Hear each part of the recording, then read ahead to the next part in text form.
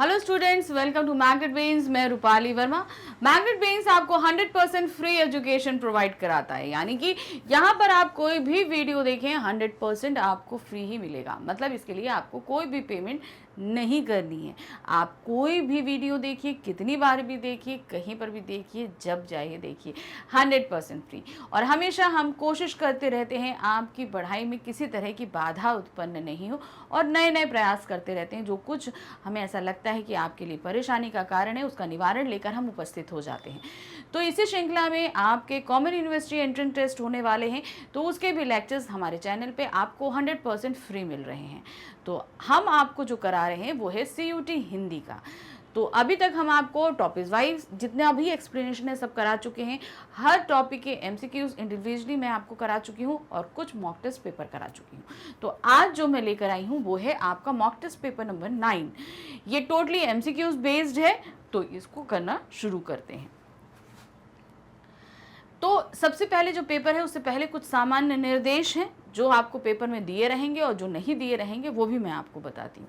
सबसे पहले जो दिया है वो है आपके पास निर्धारित समय 45, पूर्णांक है आपके पास 200, यानी कि 200 नंबर का पूरा पेपर है। अब क्या है, आपके पास ये पूरा क्वेश्चन पेपर जो आएगा ये रहेगा 50 क्वेश्चंस का, जिनमें आपको 40 क्वेश्चन करने हैं 45 मिनट के अंदर। ठीक है, 40 क्वेश्चन 45 मिनट के अंदर। हर क्वेश्चन के लिए आपको 5 नंबर्स मिलेंगे, और अगर आपने गलत आंसर दिया किसी का तो आपका 1 नंबर काट लिया जाएगा, यानी कि इसमें माइनस मार्किंग भी है। तो बहुत सावधानी के साथ उत्तर दीजिएगा। अब आते हैं, क्योंकि चूंकि समय कम है, तो अब आपके सामने हिंदी में बहुत सारे आपके गद्यांश आएंगे। कम से कम 2 से 3 गद्यांश तो आपके पास आने हैं, और गद्यांश पढ़ने में समय जाता है।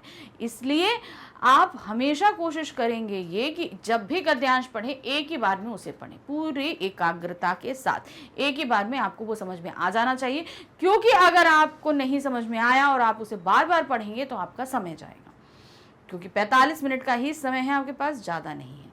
तो अगर हम ईच क्वेश्चन 1 मिनट देखें तो 5 मिनट एक्स्ट्रा है। तो 5 मिनट के अंदर आपको क्या करना है, आपके जितने भी गद्यांश हैं उनको पढ़ना है, और एक ही बार में। तो बहुत ही सावधानी के साथ कार्य करिएगा। तो चलिए आते हैं, शुरू करते हैं। सबसे पहले हम पहले गद्यांश के साथ, हम जैसे बोला 2 से 3 गद्यांश आपके साथ पेपर में पूछे ही जाएंगे। तो यहाँ पर पहला गद्यांश है क्या, निम्नलिखित गद्यांश को ध्यानपूर्वक पढ़िए। देखिए निर्देश ही दिया है कि आपको ध्यानपूर्वक पढ़ना है। हमारे देश में उस स्थान को तीर्थ कहने का रिवाज है जहां 2 नदियां आकर मिल जाती हैं। यह केवल रिवाज ही नहीं, बल्कि हम ऐसा मानते हैं कि अलग अलग नदियों में स्नान करने से जितना पुण्य मिलता है उससे कहीं अधिक पुण्य तो संगम स्नान में मिलता है। संगम मतलब जहाँ पे आपकी कई नदियाँ, 2 या 3 नदियाँ, जैसे इलाहाबाद जो प्रयागराज है वहाँ पर भी 3 नदियों का संगम है। आज भारत जिस दौर से गुजर रहा है उसमें असली संगम तो वो स्थान है जो सभाएं और मंच हैं, जहां अनेक भाषाओं का संगम होता है। सदियों से नदियां अपनी अपनी धाराओं में अनेक जनपदों का सौरभ, उनके आंसू और उल्लास लिए चलती आ रही हैं। उनके पारस्परिक मिलन में ही उनके आंसू, उमंग, भाव और विचार, आशाएं और शंकाएं समाहित होती हैं। कि किस प्रकार जहां भाषाओं का मिलन होता है वहां वास्तव में विभिन्न जनपदों के हृदय और उनके भावों और विचारों का भी मिलन होता है, तथा भिन्नताओं में छिपी हुई एकता वहां कुछ अधिक ही प्रत्यक्ष हो उठती है।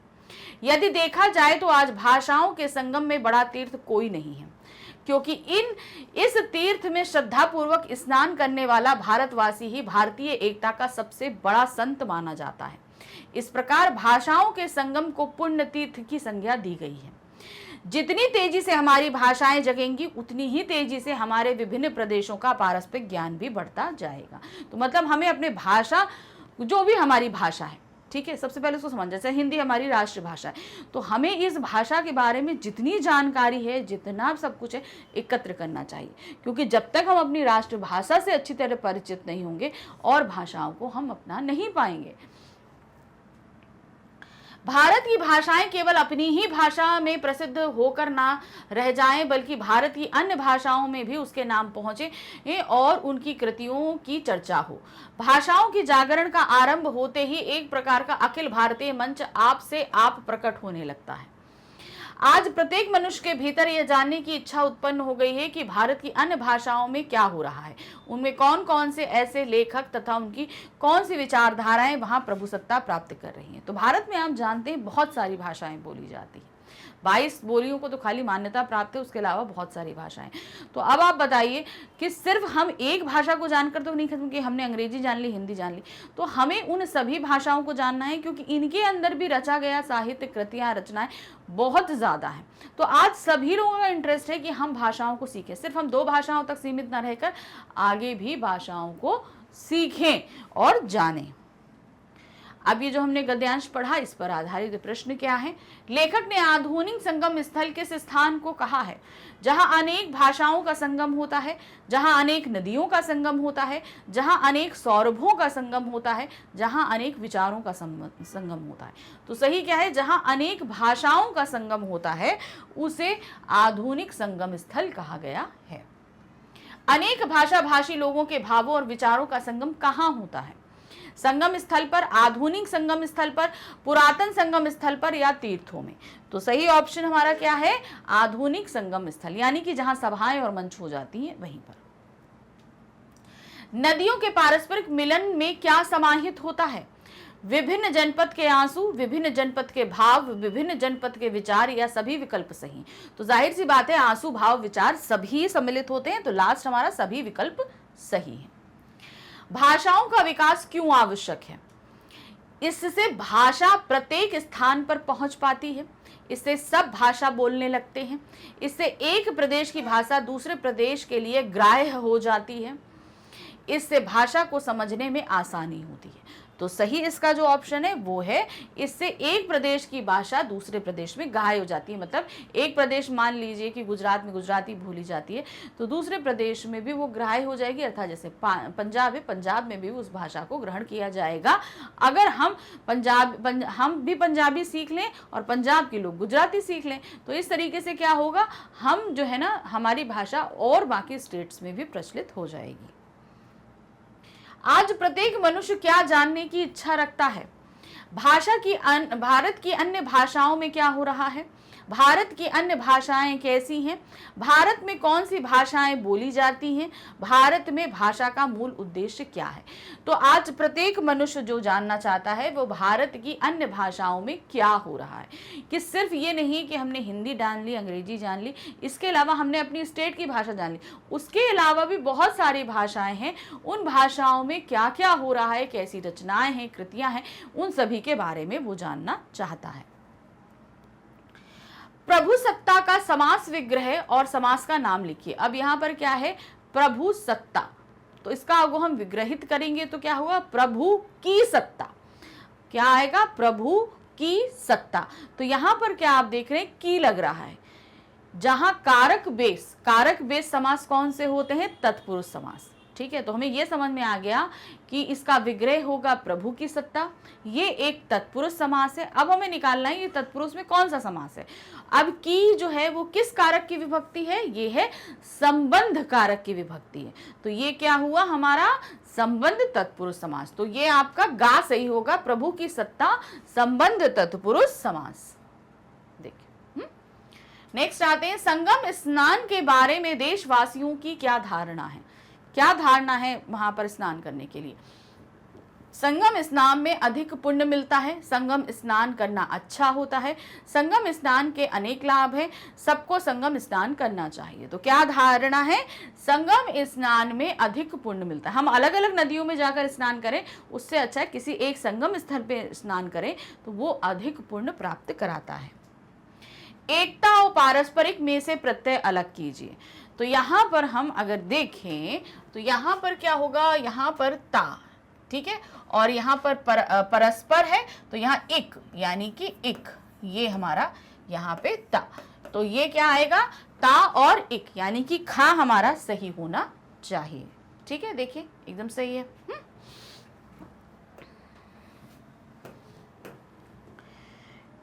नेक्स्ट आते हैं, समानताएं और पाप के विलोम शब्द गद्यांश से छांटकर लिखने हैं। यानी कि ये जो 2 शब्द दिए गए हैं इसके विलोम हमारे पास गद्यांश में दिए गए हैं। क्या है? समानताएं और आपका पाप। तो समानताओं का जो विपरीत अर्थक होगा वो है विभिन्नताएं, और पाप का क्या होगा? पुण्य। तो यहाँ पर गा हमारा सही है, समानताएं, विभिन्नताएं, पाप, पुण्य, गा सही होना चाहिए। ये देखिए, नेक्स्ट आते हैं गद्यांश का उचित शीर्षक। अब ये जो गद्यांश है हमें इसका उचित शीर्षक देखना है। अब इसमें भाषा के बारे में हमें बताया गया है, संगम के बारे में बताया गया है, तो क्या होगा देखिए, तीर्थ, भाषाओं का संगम, नदियों का संगम या तीर्थों का संगम। तो यहाँ पे भाषा का है, संगम का है, तो यही सी बात है, इसका जो शीर्षक होगा वो है भाषाओं का संगम। तो यहाँ पे हमारा पहला गद्यांश समाप्त हुआ। ठीक है, गद्यांश को एक बार में पढ़िए पूरी एकाग्रता के साथ। इसी तरीके से चलिए अब हम दूसरा गद्यांश पढ़ते हैं पूरी एकाग्रता के साथ में। निम्नलिखित गद्यांश को ध्यान पूर्वक पढ़िए। क्या है? पर जैसा जानवर ने बताया, कहीं वह पेड़ हरा था, कहीं जड़ें धरती की नरम नरम मिट्टी में दबी थी। उसकी छतनार डालें आकाश में ऐसी फैली हुई थी जैसे विशाल पक्षी के डैने, और उन डालियों के कटोरों में अनगिनत घोंसले थे। तो यहाँ पर एक पक्षी द्वारा बताया गया वक्तव्य लिखा जा रहा है कि उसने एक पेड़ देखा, वो कितना घना था और उसकी जड़ें जमीन में धसी हुई थी। पनाह के नीड़ बसेरे, दूर बियाबा से लौटकर पक्षी उनमें बसेरा करते, रात की भीगी गहराई में खोकर सुबह दिशाओं की ओर उड़ जाते। आंखों देखी बात है, इस पेड़ की सघन छाया में कितने बटोहियों ने नए प्राण पाए।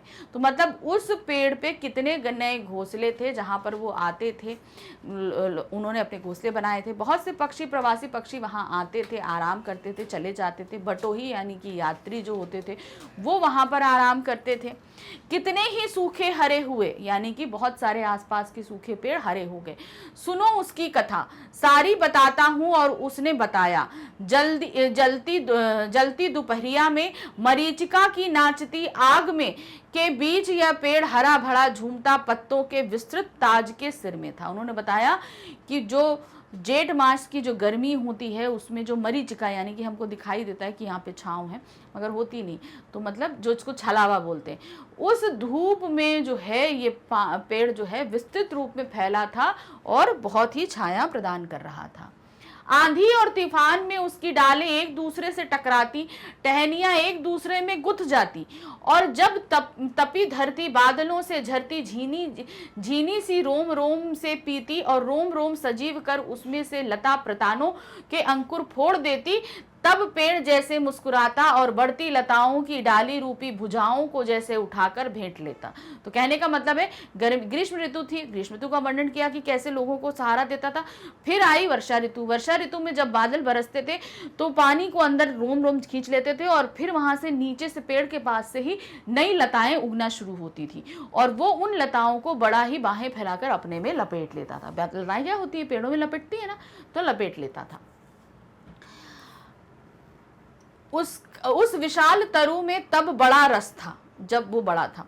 उसकी टहनी टहनी डाली डाली पोर पोर में रस था और छलका छलका वह लता बल्लियों को निहाल कर देता था।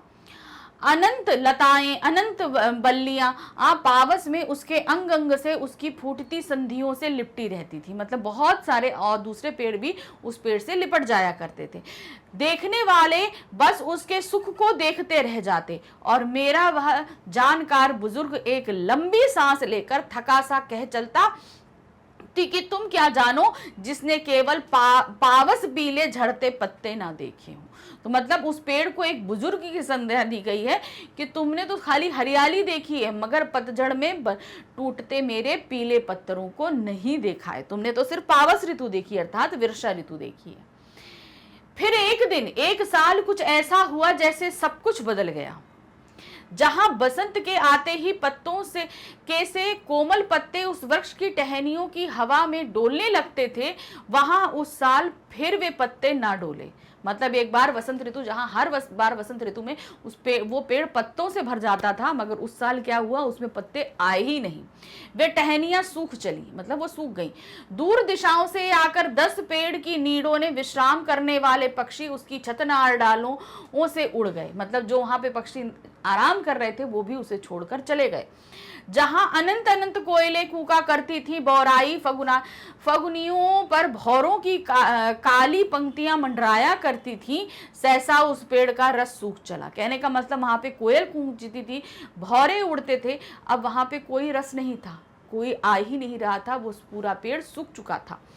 और जैसे उसे बसेरा लेने वाले पक्षी छोड़ चले, वैसे कूकती कोयलें, टेरते पपीहे, मंडराते भौरे उसके अनजाने हो गए। तो मतलब एक तरीके से भौरे, पपीहे, कोयले सब उसको छोड़कर चले गए, क्योंकि जब तक वो हरा भरा था तभी तक उसके पास सब थे।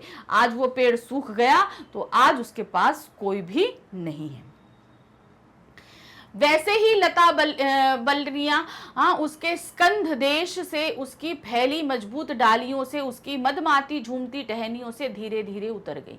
तो कहने का तात्पर्य क्या है, जो लताएं उस पे चढ़ी थी उसको हरा देखकर वो भी उसके कंधे, स्कंध मतलब उसके कंधे से उतरकर नीचे आ गई। अर्थात अब जब पेड़ हरा नहीं तो वो बेलें भी हरी नहीं रह पाई, वो भी सूखकर नीचे झड़ गई।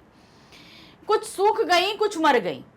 उस लता स्पंदन के बीच फिर भी एक मधुर पुष्पवती पराग भरी बल्ली उसे लिपटी रही, और ऐसा लगता कि प्रकृति के परिवर्तन उस पर असर नहीं करते। सारी लताएं सूख गई मगर एक लता जो है फिर भी उस पर लिपटी हुई थी, और ऐसा लग रहा था प्रकृति का ये बदलाव उस जो पेड़ है उस पर कोई, उस लता पर कोई असर नहीं कर रहा था। बासंती जैसी सारी ऋतुओं में रसभरी बासंती बनी रही।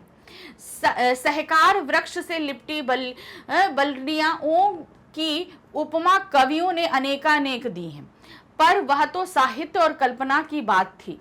उसे कभी चेता ना था, पर चेता मैंने उसे अब, जब उस एकांत बल्ली ने उस प्रकांड तरु से लिपटे पाया।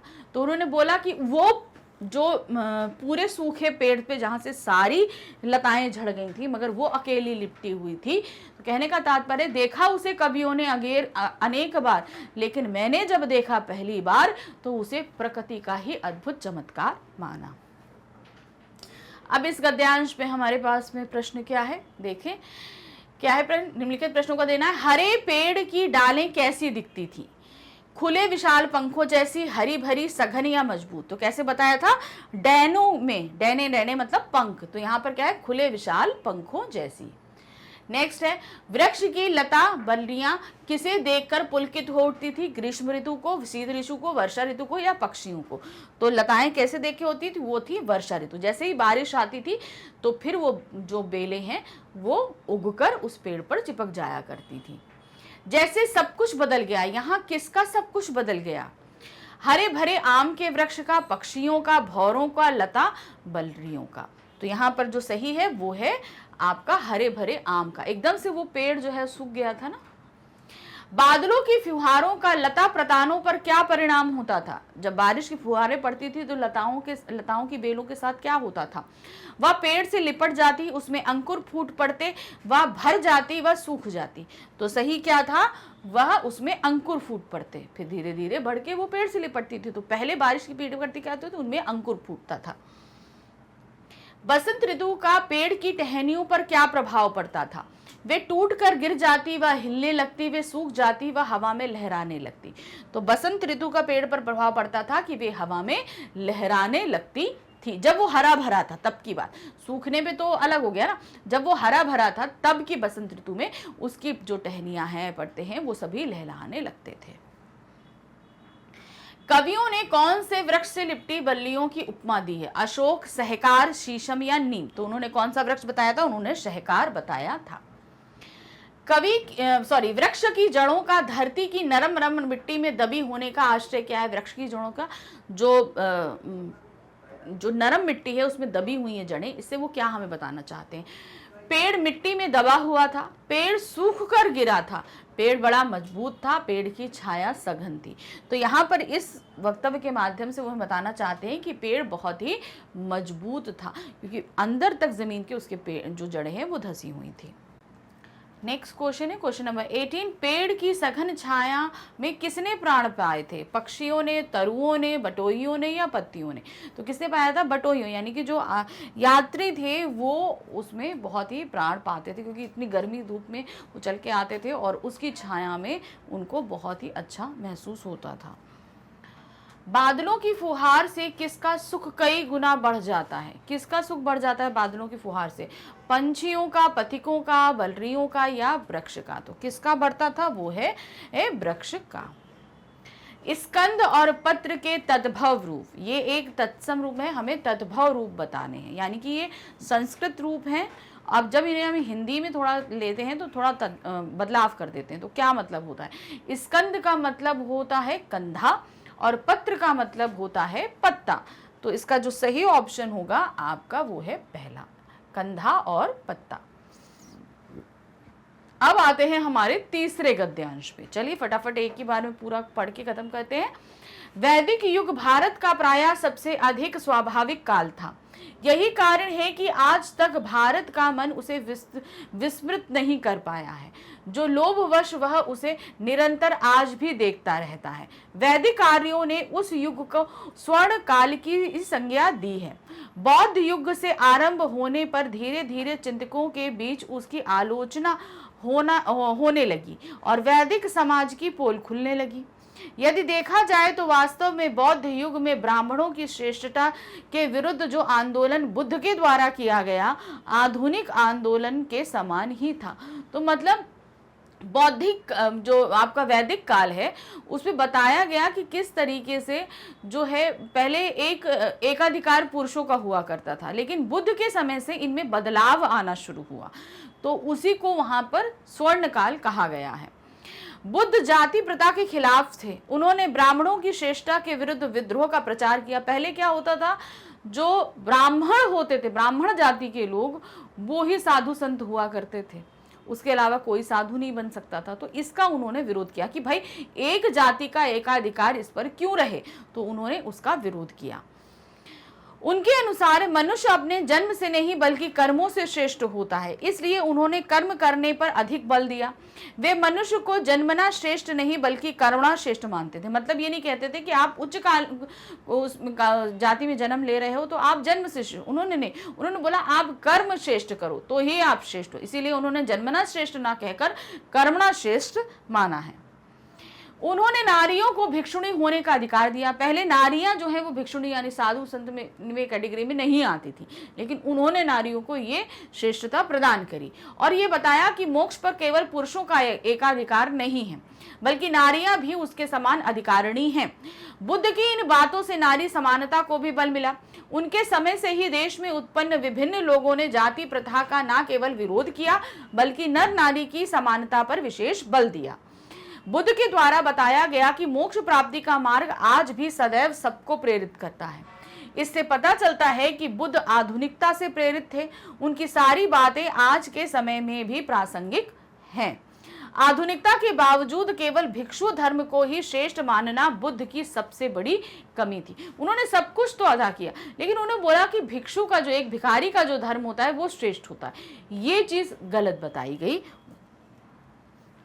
उन्होंने निवृत्तवाद पर अधिक जोर दिया, यानी कि आप सब चीज को छोड़कर जो है एक एकाग्र होकर काम कीजिए। उनके अनुसार गृहस्थी के कर्म से भिक्षु धर्म अधिक श्रेष्ठ है, यानी कि गृहस्थ जो लोग होते हैं वो इतने श्रेष्ठ नहीं होते जैसे भिखारी श्रेष्ठ होते हैं, जबकि ऐसा नहीं है। संत कबीर जैसे महापुरुष ने भिक्षु श्रेष्ठ मानने के बजाय कर्म करने को श्रेष्ठ माना।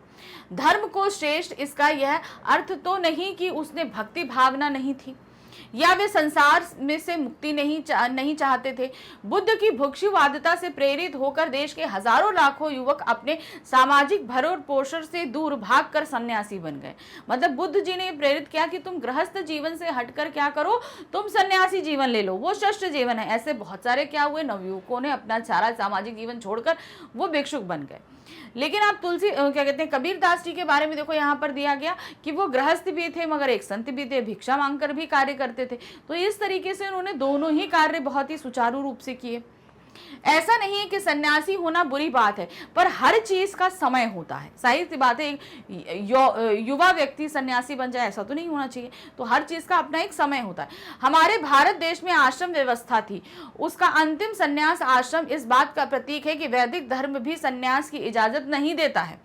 पर अपने कर्म के करने के उपरांत देता है। मतलब कहने का तात्पर्य कि आप मनुष्य जो योनि में पैदा हुए हैं, तो आप जिस कर्म के लिए पैदा हुए हैं आप कर्म करिए, फिर उसके बाद आप संन्यास आश्रम में आ जाइए। तो उसका वो समय निश्चित था। संसार में आने वाले प्रत्येक व्यक्ति को अपने परिवार, समाज और देश के प्रति अपने कर्तव्यों का निर्वाह करने के बाद ही संन्यास ग्रहण करना चाहिए, ना कि कर्तव्यों का पालन करना चाहिए। तो कहने का तात्पर्य है कि भाई हमने जन्म लिया है तो हमारे परिवार, हमारे समाज के प्रति हमारा जो कर्तव्य पालन है, जब उसे हम पूर्ण कर लें तब हम संन्यास लें, तब ज्यादा उपयुक्त होता है। अब इस गद्यांश पे आधारित प्रश्न क्या है, देखिए। गद्यांश में किस युग को स्वर्ण काल कहा गया है? वैदिक युग को, आधुनिक युग को, प्राचीन युग को या मध्यकाल को? तो गद्यांश में जो है वो वैदिक युग को स्वर्ण काल कहा गया है। बुद्ध ने नारी को किसकी अधिकारिणी माना? सत्य की, मोक्ष की, लाभ की या निरंतरता की? तो उन्होंने मोक्ष की अधिकारिणी माना है नारी को। बुद्ध पर किसका आरोप लगता है? निर्वृत्तवाद होने का, परवृत्तिवाद होने का, सन्यासी होने का या गृहस्थ होने का? तो उनके ऊपर जो आरोप लगता है वो है निर्वृत्तिवाद। नेक्स्ट क्वेश्चन है 24। सन्यास से समाज को क्या हानि पहुंचती है? जब सन्यास को ले ले तो समाज में क्या हानि होती है? देश का युवा वर्ग उत्पादक कार्य में भाग लेता है। भाई से सन्यास ले लेगा तो उत्पादक कार्य में कैसे भाग लेगा? देश का युवा वर्ग उत्पादक कार्य में भाग नहीं लेता है, अच्छी तरह से त्याग कर देता है, वो सामाजिक व्यवस्था का सुचारू रूप से चलती है। तो यहाँ पर जो होगा हानि पहुंचती है वो है देश का युवा वर्ग उत्पादक कार्य में भाग नहीं लेता है। जब उत्पादक कार्य में भाग नहीं लेगा तो समाज की प्रगति नहीं होगी, रुक जाएगी। बौद्ध धर्म का कौन सा सिद्धांत वैदिक समाज के शीर्ष पर बैठे लोगों के लिए हानिकारक होता है? अपने धर्म को मानना, पुरुष को मोक्ष का अधिकार प्रदान करना, पुरुष के समान ही नारी को मोक्ष का अधिकारी मानना, नारी को जन्मदात्री मानना। तो यहाँ पे बौद्ध धर्म का कौन सा सिद्धांत वैदिक समाज को शीर्ष के बैठे लोगों के लिए हानिकारक था? वो ये था कि पुरुष के समान ही नारी को मोक्ष का अधिकारी बनाना। मतलब पुरुष और नारी में समानता। पहले क्या था, नारी को पहले जो है वो सिर्फ घर, चौका, बर्तन और संतान उत्पत्ति के लिए माना जाता था। लेकिन यहाँ हुआ कि भाई वो भी मोक्ष की अधिकारी बन गई, तो समाज में जो उच्च पद पर लोग बैठे थे उनको काफी तकलीफ हुई इस बात से। बौद्ध धर्म ने नारियों को किसका अधिकार दिलाया? पूजा का, जन्म देने का, मृत्यु का या समता का? तो उनको अधिकार दिलाया था समता का। संन्यास और विद्रोह में से उपसर्ग अलग कीजिए। तो अब यहाँ पर आप देखेंगे सन क्या है, यहाँ पर सन, तो यहाँ पर आया ये सम और यहाँ पर आया वी। तो यहाँ पर आपका क्या है, उसमें से उपसर्ग अलग करना है। तो यहाँ पर सम और वी, आपका गा हमारा सही होना चाहिए। देखिए गा, सम प्लस न्यास और उधर है वी प्लस द्रोह। कबीर के उदाहरण के माध्यम से लेखक क्या व्यक्त करना चाहता है? उन्होंने कबीर का जो उदाहरण दिया उसके माध्यम से वो क्या बता रहे हैं? अपने कर्तव्यों का निर्वाह करते हुए भी मोक्ष की प्राप्ति हो सकती है। मोक्ष की प्राप्ति के लिए संन्यास लेना होता है।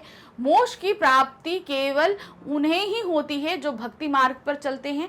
संन्यास ही मोक्ष प्राप्ति का साधन है। तो कबीर के माध्यम से वो बताना चाह रहे हैं अपने कर्तव्यों का निर्वाह करते हुए मोक्ष प्राप्ति हो सकती है, क्योंकि कबीर जो है अपने गृहस्थ जीवन के कर्तव्य का निर्वाह कर रहे थे, भिक्षा मांग के कार्य भी कर रहे थे और भक्ति भी कर रहे थे। तो उन्होंने बोला अपने कर्तव्यों का निर्वाह करते हुए भी मोक्ष की प्राप्ति की जा सकती है।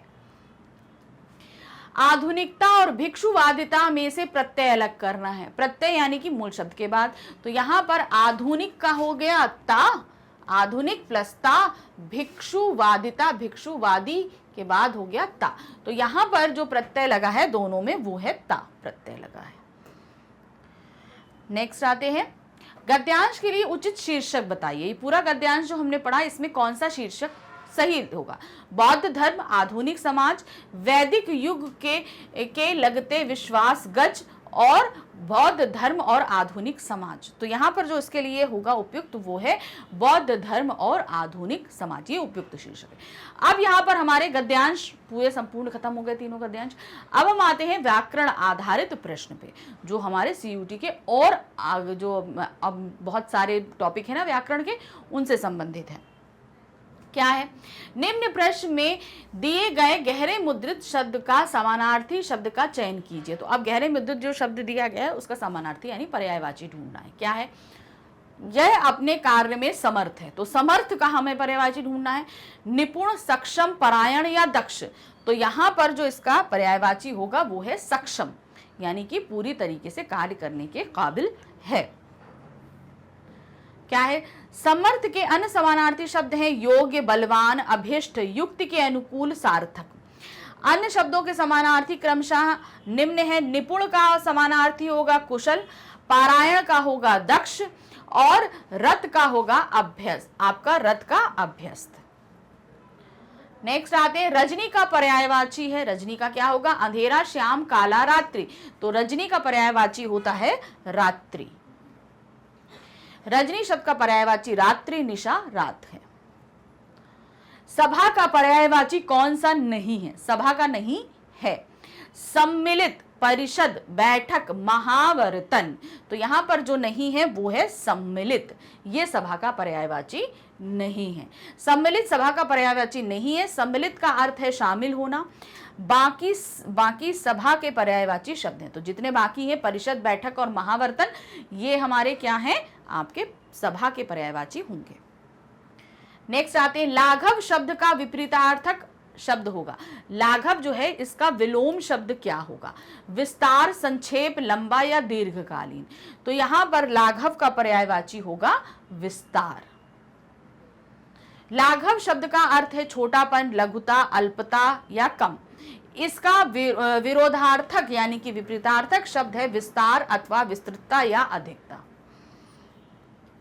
नैसर्गिक का विलोम होगा। नैसर्गिक जो शब्द है इसका विलोम क्या होगा? सात्विक, कल्पित, कृत्रिम या जटिल। तो नैसर्गिक यानी कि जो प्राकृतिक रूप से हमें प्राप्त हो रहा है। कृत्रिम मतलब होता है बनावटी, तो इसका विपरीतार्थक होगा कृत्रिम। नैसर्गिक का अभिप्राय है प्राकृतिक या स्वाभाविक। नैसर्गिक का विलोम है कृत्रिम अर्थात बनावटी या मनुष्य द्वारा निर्मित। नीचे दिए गए वाक्यों को पढ़कर सही उत्तर का चयन करना है। अब हमारे पास दो वाक्य दिए गए हैं, उनके अनुसार नीचे विकल्प दिए गए हैं, हमें उनको सही विकल्प लगाना है। रचित एक अप्रिय व्यक्ति है। रचित एक व्यक्ति का नाम है और वो अप्रिय व्यक्ति अच्छा नहीं है। अप्रिय शब्द एक क्रिया विशेषण है। अप्रिय का अर्थ है निंदनीय। तो अब यहां पर हम आपको देखते हैं अप्रिय जो है, जो ये अप्रिय शब्द है ये क्रिया विशेषण नहीं है, ये क्या है? विशेषण है। क्यों? क्योंकि ये व्यक्ति की विशेषता बता रहा है और व्यक्ति एक संज्ञा शब्द है, जातिवाचक संज्ञा है। तो यहां पर संज्ञा की विशेषता जो शब्द बताते हैं वो विशेषण होते हैं, इसलिए पहला गलत है। अप्रिय का जो है वो है निंदनीय, तो ये सही है। तो यहां पर हम अगर आए तो पहला गलत है और दूसरा सही होगा। तो ठीक है, तो पहला गलत और दूसरा सही, ये हमारा खा है। विकल्प 2 सत्य है लेकिन विकल्प 1 असत्य है। नेक्स्ट आते हैं, देखिए व्याख्यात्मक दिया है, यह सत्य है कि दूसरा अप्रिय का अर्थ निंदनीय है, हालांकि गलत है क्योंकि यह एक विशेषण है, क्रिया विशेषण नहीं है, क्योंकि विशेषण व्यक्ति की गुणता का वर्णन करता है और यहाँ अप्रिय एक गुण है, इसलिए इसका सही उत्तर है। नेक्स्ट आते, नीचे दिए गए वाक्यों को पढ़कर सही उत्तर का चयन कीजिए। क्या है? चाहिए एक संयोजक है जो सरल वाक्यों को एक साथ जोड़ता है। दूसरा, इसका उपयोग संभावना व्यक्त करने के लिए किया जाता है। यहां पर दोनों ही सेंटेंस हमारे गलत हैं। चाहिए संयोजक नहीं है, ये एक सहायक क्रिया है।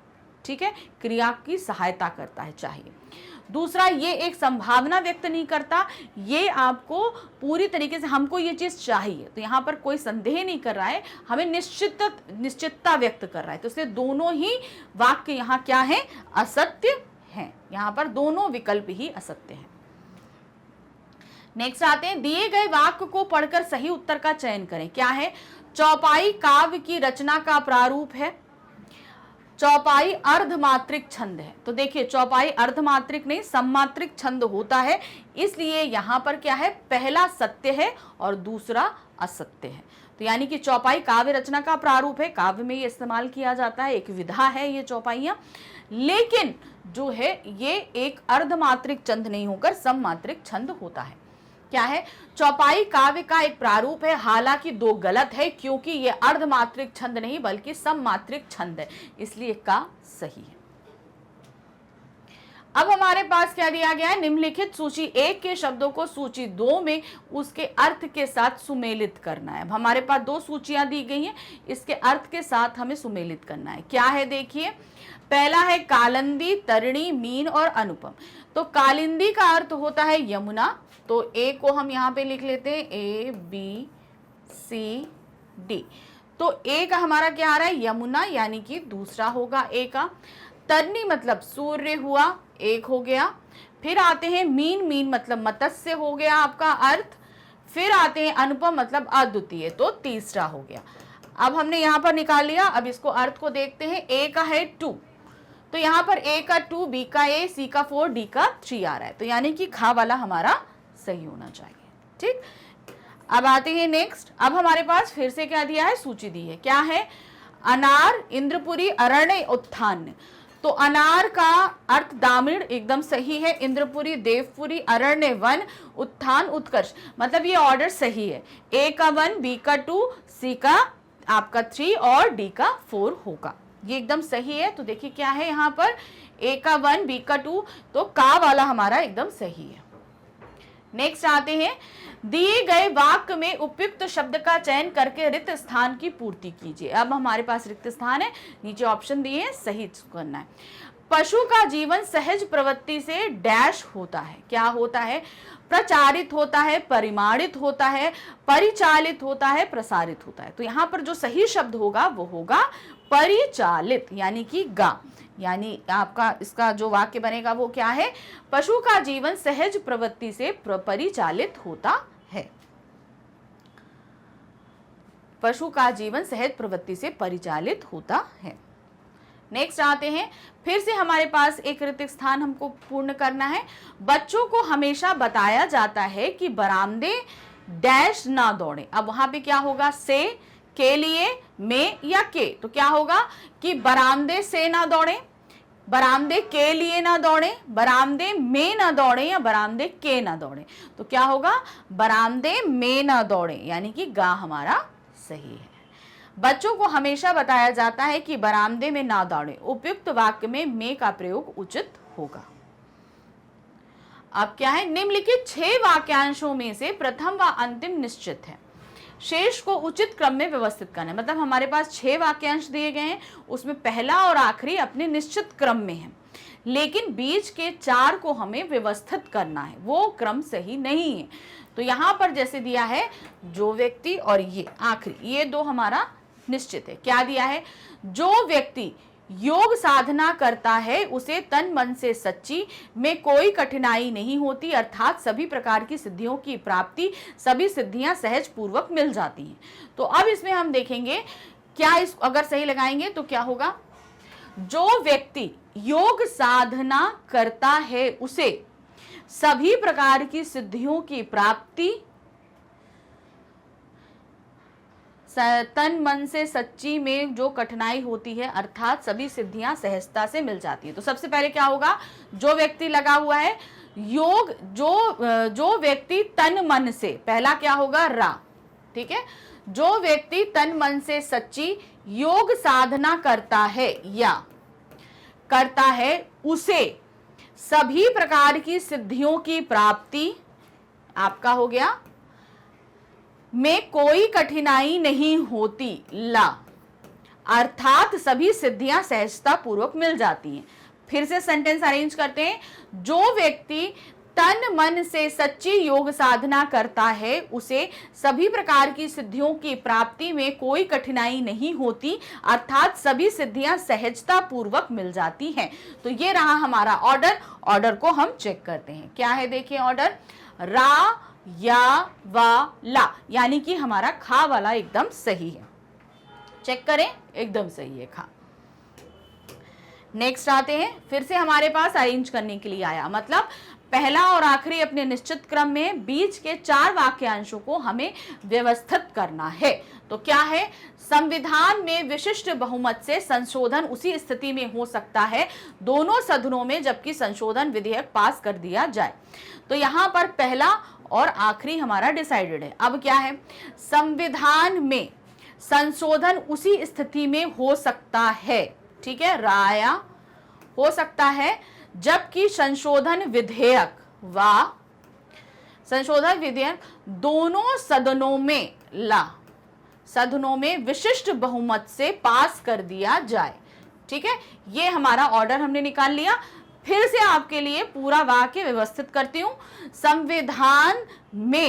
संविधान में संशोधन उसी स्थिति में हो सकता है जबकि संशोधन विधेयक दोनों सदनों में विशिष्ट बहुमत से पास कर दिया जाए। तो ये हमारा ऑर्डर रहा। चेक करते हैं इस ऑर्डर को, क्या है, रा वा या ला। तो रा वा ला या यानी कि गा हमारा एकदम सही आएगा। ठीक, ये हमने ऑर्डर सही कर दिया।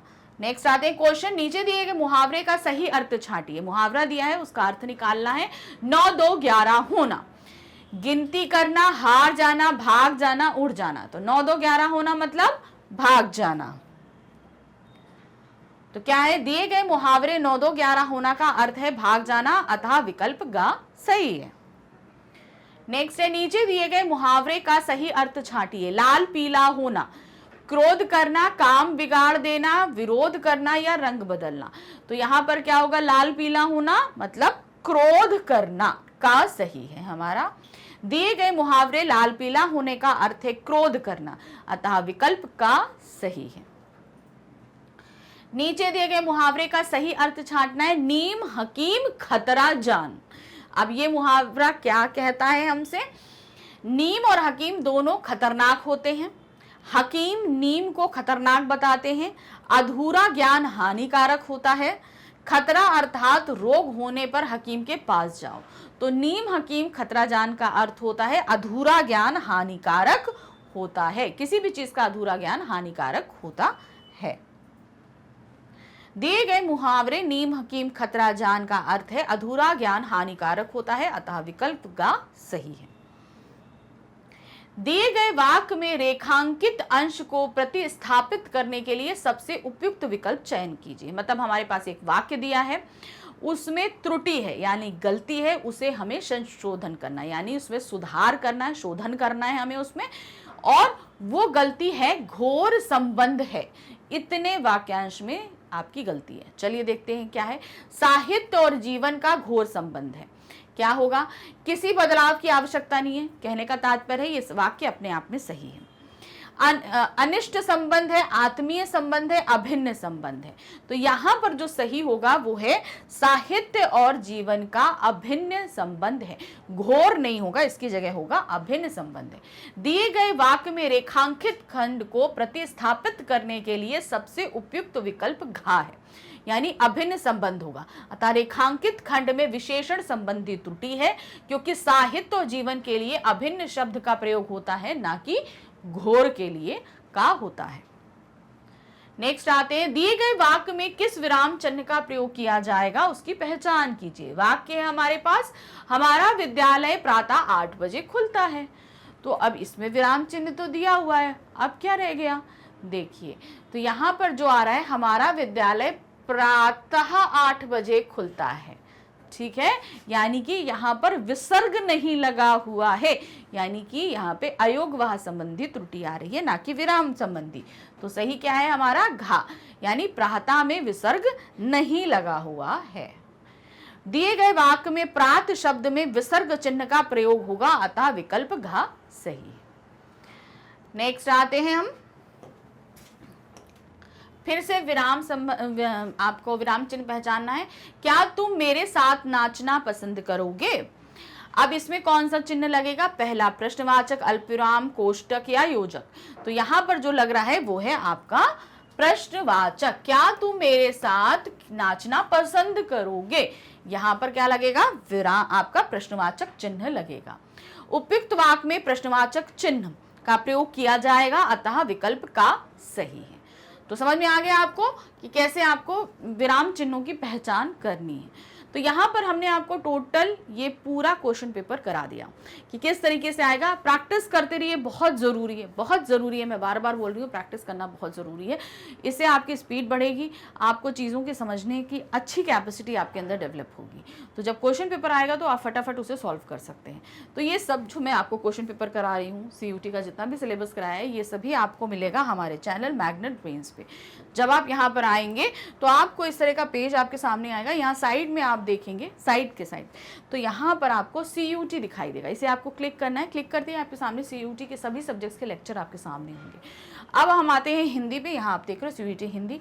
वॉच नाउ पे क्लिक करेंगे। क्लिक करते ही आपके सामने जो है CUT का पूरी प्लेलिस्ट हिंदी की आ जाएगी। तो जो भी आपको टॉपिक देखना है उसे क्लिक करिए। क्लिक करते ही आपका वीडियो इस तरीके से स्टार्ट हो जाएगा।